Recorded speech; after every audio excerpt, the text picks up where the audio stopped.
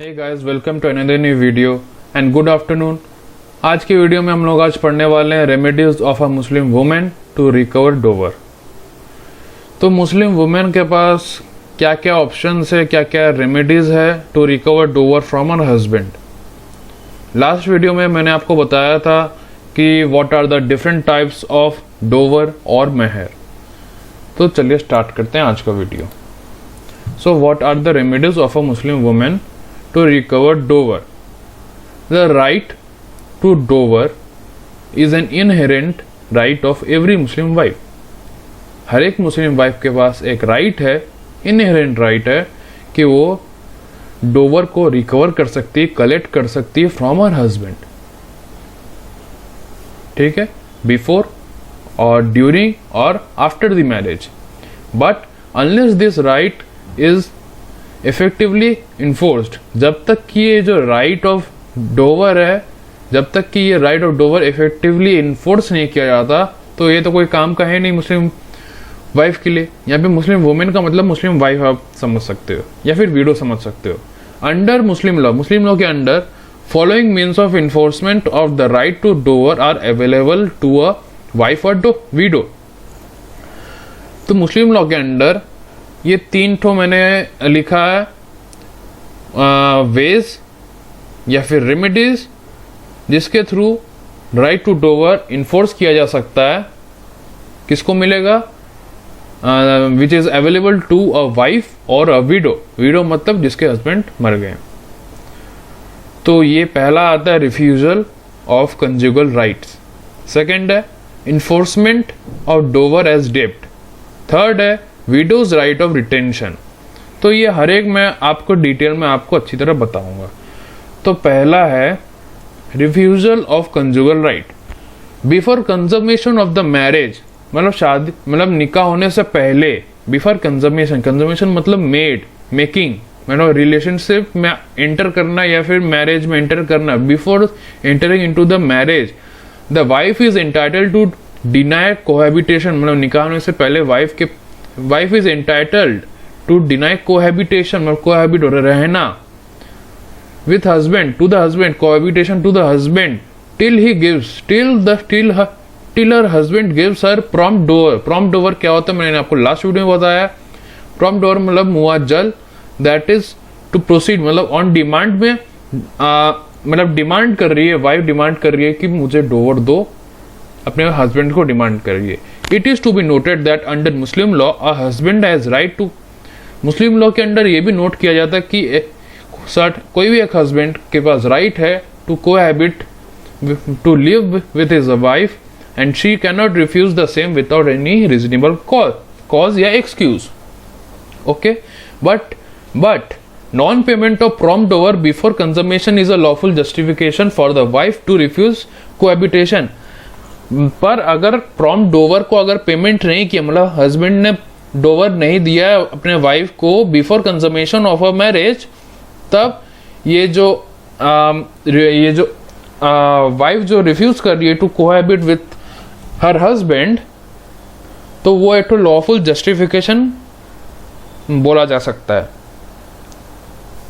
ठीक है, अब Muslim wife can refuse to live with her husband.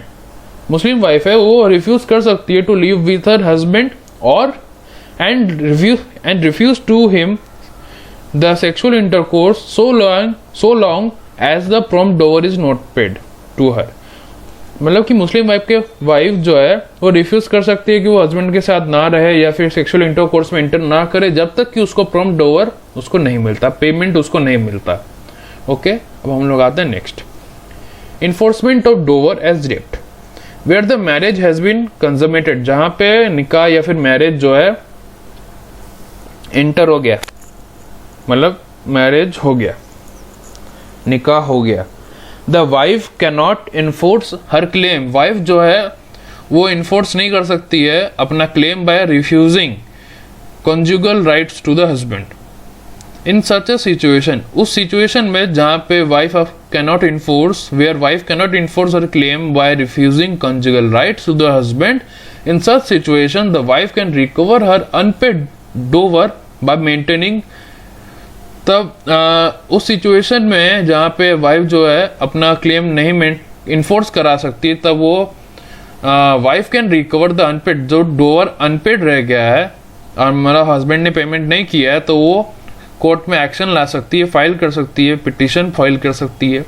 She may realize it from husband in the same manner as a, मतलब वो realise नहीं हो, release होगा, तो वो हस्बैंड अपने हस्बैंड से वैसे ही पैसा मतलब डोवर निकलवा सकती है जैसे कि creditor recovers as a loan from recovers his loan.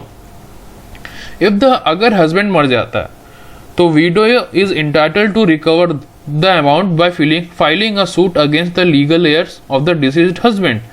अगर हस्बैंड मर जाता है तो विडो जो है वो इंटाइटल्ड है कि वो amount of to recover the amount of dower, amount of dower को रिकवर करने के लिए वो तो सूट फाइल कर सकती है. वो she is entitled to do that against the legal heirs of the deceased husband. मतलब हस्बैंड का जो लीगल हेयर्स है वो उन लोग के अगेंस्ट केस फाइल कर सकती है to recover the amount of dower. But the legal heirs of husband are not personally, जो लीगल हेयर्स ऑफ हस्बैंड है वो लोग पर्सनली लाइबल नहीं है to pay the dower. The dower is a डेब्ट against the estate of the deceased. जो dower जो है, जो डेब्ट बन गया है वो जो है, जो डोवर जो है, जो या फिर मेहर आप समझ सकते हो, वो डेब्ट बन गया है against the estate, against the property of the deceased husband which is inherited by hairs.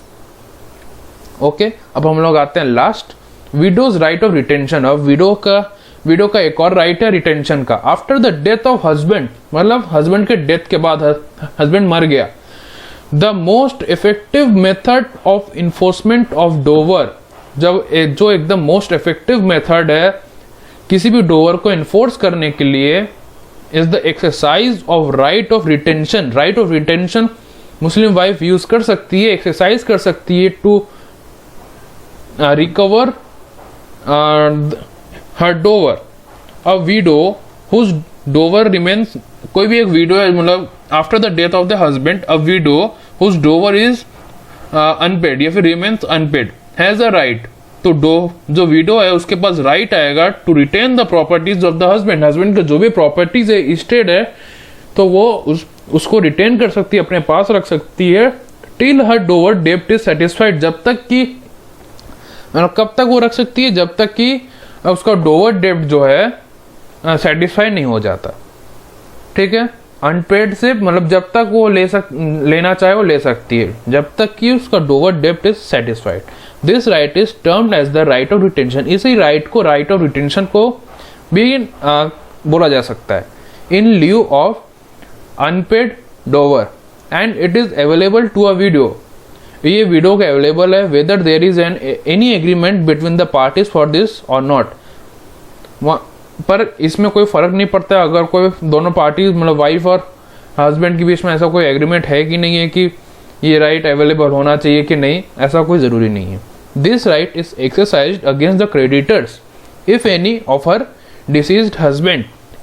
तो ये जो राइट है ये एक्सरसाइज कराया जा सकता है against the creditors if any of her deceased husband and his legal heirs.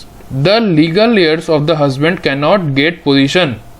जो लीगल हेयर जो है हस्बैंड का, वो उसको पोजीशन नहीं मिल सकता या फिर बेनिफिट नहीं मिल सकता of the properties of the disease. मतलब जो मर गया हस्बैंड का जितना रिलेटिव से लीगल हेयर्स है उसको कोई बेनिफिट नहीं मिलेगा, उसको कुछ पोजीशन नहीं मिलेगा जो भी प्रॉपर्टीज उस हस्बैंड का था. Until they make payments towards the, जब तक कि वो अपना सारा पेमेंट कर दे towards the unpaid dower in proportion of their respective shares. Thus this may be said to be, तब ये जो है, ये जो मेथड है, thus this may be said to be a coercive method, मतलब फोर्स करके कोर्स करने वाला method of recovery of unpaid dower from husband's legal heir. मतलब हस्बैंड का लीगल हेयर से फोर्स करके आप वसूली टाइप ऑफ कर सकते हो, समझ सकते हो, वसूल कर रहे हो आप डोवर को, अनपेड डोवर को. ठीक है, आई होप कि आज का क्लास आपको अच्छा लगा हो, कंसेप्ट क्लियर हो गया होगा. इसी के साथ आपका मेहर का जो पूरा कंसेप्ट है पूरा एंड होता है. अब हम लोग अब हम लोग मे बी अब डाइवोर्स की तरफ बढ़ेंगे। डाइवोर्स मतलब तलाक, समझ सकते हो, उसका टाइप्स हो, करेंट सिचुएशन हो, जो भी हो।